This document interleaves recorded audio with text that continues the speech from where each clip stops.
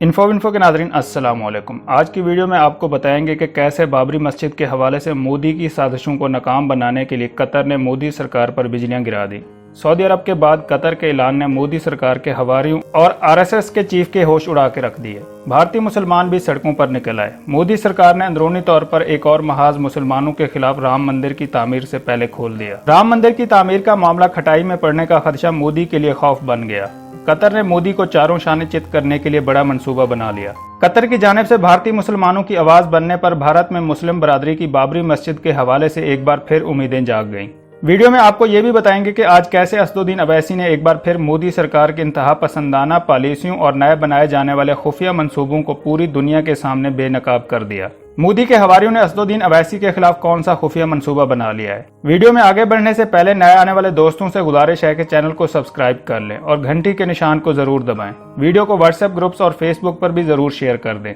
नाज़रीन इकराम, भारत में इंतशार की लहरों को मोदी सरकार ने एक बार फिर से तकवीयत दे दी। एक बार फिर से हिंदू मुस्लिम फसादात के खदशात जन्म लेने लगे। भारत भर में मोदी सरकार के हवारियों ने मुसलमानों के खौफ और सख्त रद्द-ए-अमल की वजह से 5 अगस्त से पहले बड़े पैमाने पर कर्फ्यू लगाने की मंसूबाबंदी शुरू कर दी। अमित शाह, अजीत डोल और योगी आदित्यनाथ ने मोदी को मुसलमानों के गिर्द घेरा मजीद तंग करने के मशवरे देने लगे। हिंदू इंतहा पसंदों में ये सोच पूरी तरह से परवान चढ़ चुकी थी। हिंदू एक लंबे अरसे तक मुसलमानों की गुलामी में रहे और इस बदले की आग को बुझाने के लिए उन्होंने भारत में मुसलमानों को एक ऐसी जगह पर निशाना बनाने की कोशिश की ताकि मुसलमानों के जज्बात को मजरूह और दिलों को ठेस पहुंचाई जाए। हिंदू इंतहा पसंदों ने अपने गुस्से की आग को ठंडा करने के लिए बाबरी मस्जिद को अपने निशाने पर रख लिया और फिर इसको शहीद कर दिया गया।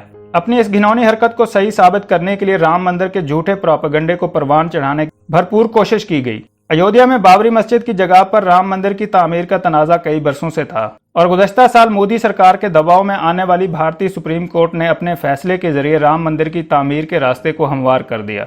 सुप्रीम कोर्ट के फैसले के बाद मोदी सरकार ने राम मंदिर ट्रस्ट को कायम किया और इस ट्रस्ट ने अपने अलामिया में कहा था कि भारत और चीन के दरमियान सरहद पर हालात कशीदा हैं। ऐसे हालात में मुल्क का दिफा करना सबसे अहम है। यह फैसला लद्दाख में वादी गुलवान में चीन और भारत की फौज के दरमियान होने वाली पुरतशद्दुद लड़ाई के बाद किया गया है। सोशल मीडिया पर चलने वाली मोदी के खिलाफ मुहिम में लोगों ने कहा है कि मोदी को चीन के हाथों इबरतनाक शिकस्त के बाद अवाम की तवज्जो हटाने के लिए उन्होंने बाबरी मस्जिद की जगह पर राम मंदिर की तामीर के संग बुनियाद की तारीख का ऐलान कर दिया।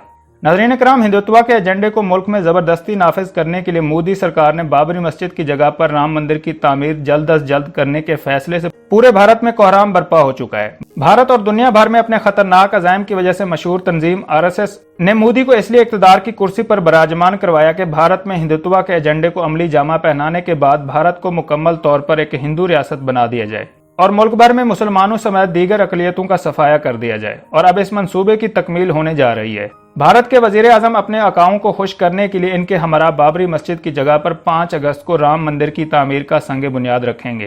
ताहम इसके हवाले से कतर के अहम ऐलान के बाद मोदी सरकार और इसके हवारियों को राम मंदिर की तामीर का मामला खटाई में पड़ने का खदशा जाहिर हो गया, जिसके बाद मोदी सरकार के हवारियों ने मोदी को मुसलमानों पर मजीद जमीन तंग करने का मशवरा दे डाला। अब मोदी ने अपने हवारियों के मशवरे पर मुसलमानों के खौफ और गुस्से से बचने के लिए खुफिया मंसूबे बनाना शुरू कर दिए। मोदी ने आरएसएस के गुंडों को भी खुली छुट्टी दे दी। भारत में अब आए रोज मुसलमानों पर तशद्दुद के वाकयात में इजाफा होने लगा। कभी गाय का गोश्त ले जाने के नाम पर मुसलमानों पर तशद्दुद किया जा रहा है और कभी मुसलमान नौजवानों को राम मंदिर के खिलाफ साजिशें करने के इल्जाम में धर लिया जाता है। मोदी सरकार की जानिब से भारत की खुफिया एजेंसियों को भी टास्क दे दिया गया कि अगर कहीं भी मुस्लिम नौजवान बाबरी मस्जिद के हक के लिए आवाज बुलंद करने की मंसूबाबंदी करने की कोशिश करें तो इन्हें फौरी तौर पर रिपोर्ट करके पुलिस के जरिए गोली मरवाने का आर्डर भी मोदी ने जारी कर दिया है। नाज़रीन इकराम, मोदी सरकार और इसकी इंतहा पसंद तंजीमों की जानिब से मुसलमानों पर किए जाने वाले जुल्म के ताज़ा तरीन वाकयात के बाद कतर ने मोदी के खिलाफ दबंग ऐलान कर दिया। कतर ने मोदी को शैतानी ताकतों का आलाकार करार देते हुए इसे मुसलमानों के बड़े दुश्मन का लकब भी दे दिया है। कतर ने मोदी को अब बातों की बजाय लातों से समझाने का फैसला कर लिया है। कतर ने पहले भी मोदी को वार्निंग दी थी, लेकिन मोदी सरकार और इसके हवारी मुसलमानों के खिलाफ पॉलिसियां और इन्हें दीवार से लगाने के अमल से बाज नहीं आए। मोदी सरकार के इंतहा पसंद कारिंदों ने जब अरब ममालिक की खवातीन और इस्लाम के खिलाफ नाजेबा जुबान इस्तेमाल की थी, तब भी कतर ने मोदी के इन इंतहा पसंद कारिंदों के खिलाफ जारहाना फैसला किया था। कतर ने इस्लाम के खिलाफ बातें करने वालों के लिए अपने मुल्क की जमीन तंग कर दी थी। कतर के शहजादों और शहजादियों ने मोदी के इन इंतहा पसंद कारिंदों के खिलाफ भरपूर मुहिम चलाई थी और इन्हें अपने मुल्क से बेदखल कर दिया था। अब कतर ने बाबरी मस्जिद और मुसलमानों की आवाज़ को दुनिया भर के अहम फोरम्स पर बुलंद करने के लिए मोदी सरकार की जानिब से किए गए फैसले यानी कि राम मंदिर की तामीर को रुकवाने के लिए दुनिया की अहम अदालत में बाबरी मस्जिद का केस लड़ने का ऐलान कर दिया है। कतर ने तुर्की और सऊदी अरब के बाद मोदी को होश के नाखून लेने की तंबीह करते हुए कहा है कि अगर मोदी ने राम मंदिर की तामीर को ना रोका तो फिर कतर भी इस्लाम और मुसलमानों की इबादतगाहों की हिफाजत करने के लिए कोई भी इकदाम उठा सकता है, जो भारत के लिए किसी बड़े कहर से कम नहीं होगा। मोदी अपने इंतहा पसंदों को भी जल्दी से लगाम डाले, वरना कतर अपने मुल्क से भारतीयों को निकालना शुरू कर देगा और इन पर सख्त से सख्त पाबंदियां ऐड कर देगा, जिसके बाद भारत में पहले से ज्यादा गुर्बत में इजाफा हो जाएगा।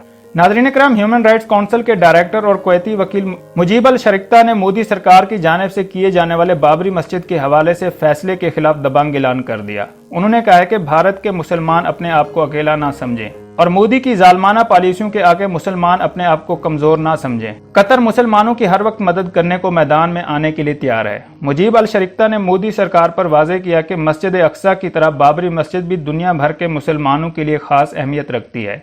मोदी सरकार गौर से सुन ले कि बाबरी मस्जिद के खिलाफ किए जाने वाले इसके इकदाम के खिलाफ अब पूरी उम्मत मुसलमान खामोशी से नहीं बैठेगी। जब तक मुसलमानों की गैर कानूनी तरीके से शहीद की गई तारीखी मस्जिद को दोबारा से तामीर नहीं किया जाता, तब तक कतर भी खामोश नहीं बैठेगा और कतर मोदी के हिंदुत्व के एजेंडे को परवान नहीं चढ़ने देगा। नाज़रीन इकराम, कुवैत के वकील मुजीब अल शरीक्ता ने भारत में मौजूद all India Muslim personal law board को भी एक खत लिख दिया है, जिसमें उन्होंने कहा है कि ये कोई छोटा मसला नहीं है, बल्कि ये अक़लियतों की मजहबी आज़ादी और इनकी इबादत गाहों पर कदगन लगाने के मुतरादिफ है और बड़े पैमाने पर इंसानी हकूक की गैर कानूनी तौर पर खिलाफ वर्जी मोदी सरकार की जानिब से की जा रही है। अगर all India Muslim board of personal law हमें इजाज़त और जिम्मेदारी दे तो हम इस केस को मोदी सरकार के खिलाफ आलमी अदालत बराए क्रिमिनल में ले जा सकते हैं और वहां पर कतर भरपूर तरीके से मोदी सरकार के हिंदुत्व की पॉलिसियों को दुनिया भर के सामने बेनकाब करेगा और मोदी सरकार की इंतहा पसंद तंजीमों की जानिब से मुसलमानों पर ढाए जाने वाले मजालिम के खिलाफ भी भरपूर अंदाज में मुकदमे को कतर लड़ेगा।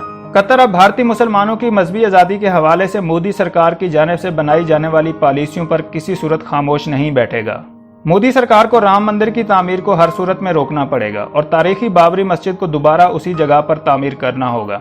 नाज़रीन इकराम, जैसे जैसे राम मंदिर के संगे बुनियाद के दिन करीब आते जा रहे हैं, भारत भर में मुसलमानों पर मोदी सरकार के इंतहा पसंद गुंडों की जानिब से जुल्म सितम के बाजार को मजीद गर्म करने की कोशिश की जा रही है। मोदी सरकार के हवारियों खास तौर पर अमित शाह और योगी आदित्यनाथ के मशवरों पर मोदी ने RSS के गुंडों को खुली छुट्टी दे दी है कि वो मुसलमानों पर जमीन तंग कर दें। ईद के दिन भी मुसलमानों को अपनी ईद की खुशियां मनाने नहीं दी गई। मोदी के इंतहा पसंद कारिंदों ने गुरुग्राम में एक मुसलमान पर गाय के गोश्त का इल्जाम लगाकर इसे हथौड़ों के वार करके लहूलुहान कर दिया और जबरदस्ती जय श्री राम के नारे लगवाते रहे। नाज़रीन इकराम, भारतीय मुसलमानों पर किए जाने वाले मोदी सरकार के जुल्म के खिलाफ मुसलमानों की आवाज बनने वाले असदुद्दीन अवैसी ने एक बार फिर मोदी के खुफिया मंसूबों का पर्दा चाक कर दिया है। उन्होंने कहा कि मोदी ने भारतीय मुसलमानों को ईद पर यह तोहफा दिया है कि इसके बेलगाम इंतहा पसंदी के जुनून में मुब्तला गुंडे बेगुनाह मुसलमानों को ईद के मौके पर भी तशद्दुद का निशाना बना रहे हैं। मोदी ने ईद पर मुसलमानों को अमन पसंदी और इत्तेहाद के साथ ईद मनाने का जो पैगाम दिया और तमाम शहरियों की मजहबी आज़ादी के बराबर हकूक की जो बात की, अब वो सारी दुनिया पर अयां हो गई है कि किस तरह इसके बेलगाम गुंडे मुसलमानों के खून के साथ होली खेल रहे हैं। असदुद्दीन अवैसी ने कहा है कि अब एक बार फिर से मोदी सरकार और इसके इंतहा पसंद आकाओं ने भारत में मुस्लिम कुछ फसादात को दोबारा हवा देने की मुहिम शुरू कर दी है और इसके हवारी अब वजीर आजम हाउस में बैठकर सारा दिन यही मनसूबा बंदी करते रहते हैं कि राम मंदिर के संगे बुनियाद की तकरीब को कामयाब करने और मुसलमानों के सख्त रद्द-ए-अमल से बचने के लिए इनके खिलाफ दोबारा से महाज खोला जाए ताकि मुसलमान 5 अगस्त के दिन मोदी सरकार के नापाक अज़ैम को बेनकाब न कर सकें। असदुद्दीन अवैसी ने यह भी दावा किया है कि मोदी सरकार ने मुसलमान नौजवानों के लिए खुफिया सेल भी अयोध्या में बनाना शुरू कर दिए हैं ताकि हजारों मुसलमान नौजवानों को खुफिया सेल में डालकर कश्मीरी नौजवानों जैसा सलूक इनके साथ किया जाए। नाज़रीन किराम, भारत भर में ये भी खबरें गर्दिश कर रही हैं कि मुसलमानों के लिए आवाज़ बुलंद करने वाले असदुद्दीन अवैसी के खिलाफ भी मोदी के इंतहा पसंद कारिंदों ने खुफिया मंसूबे बनाना शुरू कर दिए हैं। असदुद्दीन अवैसी पर कोई बड़ा हमला किया जा सकता है या फिर इनकी आवाज़ को दबाने के लिए इनको घर में नज़रबंद भी करने की मनसूबाबंदी की जा रही है या फिर इन पर कोई कातलाना हमला हो सकता है। दोस्तों, वीडियो पसंद आई है तो लाइक और कमेंट करना मत भूलें और अगर अभी तक आपने चैनल को सब्सक्राइब नहीं किया तो सब्सक्राइब कर लें और घंटी के निशान को ज़रूर दबाएं। वीडियो को व्हाट्सएप ग्रुप्स और फेसबुक पर भी ज़रूर शेयर कर दें।